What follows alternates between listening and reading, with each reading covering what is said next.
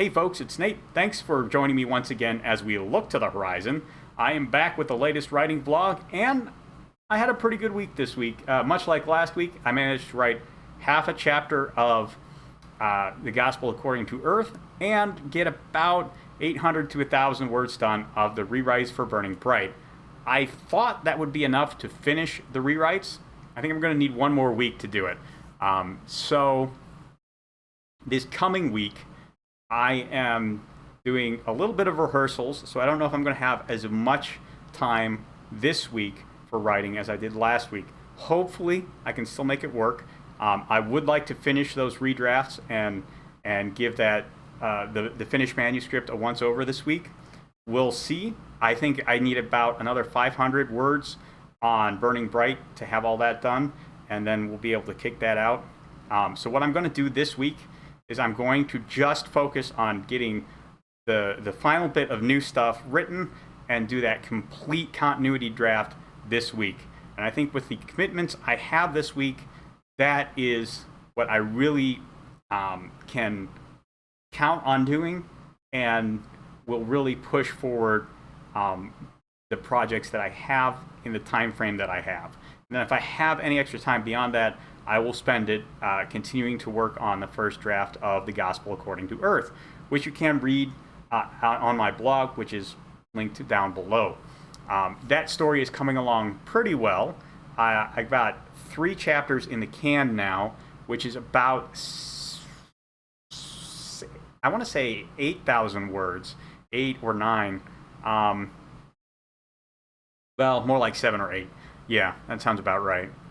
And it's coming along pretty well. I've pretty much finished the first act, and I have deliberately made the first act shorter than it was in previous Triad World novels. I have done this because I am not trying to set up a new status quo. If you've read the previous 2 novels, you understand pretty much where the story stands. I don't need to introduce a new culture. I don't need to introduce a very complex new mystery. There are a few new mysteries, but for the most part, we are dealing with societies and cultures that can already be understood by reading the previous 2 books. And while they're going to be reintroduced very lightly, obviously not recapitulating everything covered in the previous books, but just reintroducing and hopefully refreshing the memory of the reader, I really want to focus on expanding and unpacking the viewpoints of the Earthlings in this story. I want to really look at the mindset, and the outlook, and the philosophies that make up the characters of Unigov and their rank and file, represented by characters like Aubrey. And I want to look at these characters because this is really their chance to tell their story.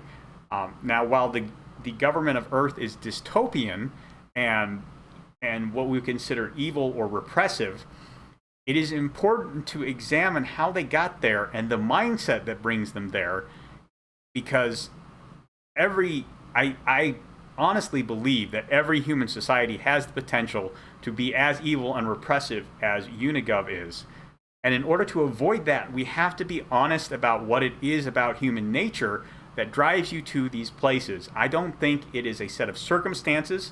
I don't think it is a set of cultural controls. I believe it is an extension of human desires that are unchecked, that are allowed to run unchecked. If you become of the viewpoint that there is a specific outcome and you can justify whatever you want in pursuit of that outcome, you will lapse into some kind of repressive or dystopian society.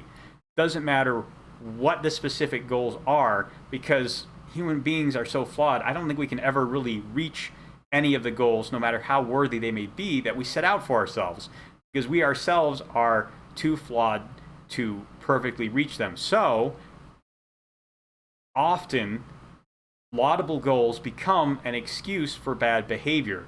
And we say, well, we're never going to reach this, but if we are a little more ruthless, we can get a little more closer. And I think that is an interesting part of human nature. I think it's a very important part of human nature to examine. And so that's why I want to really look at the parts of us that embrace that logic in the Gospel According to Earth. So I'm pretty excited about writing this, and I've been getting more and more excited the more I work on it, which is ideally the way working on a new project should go. You should first be kind of like, well, maybe I'll do this for a little bit, and then get more and more excited as you put together ideas for it. So yeah, I am working on that.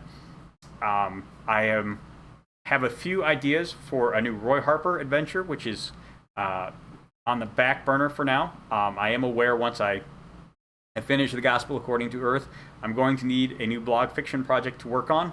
I am in the process of outlining The Savior in the Sewers, which will be the second book in the Cogni cycle.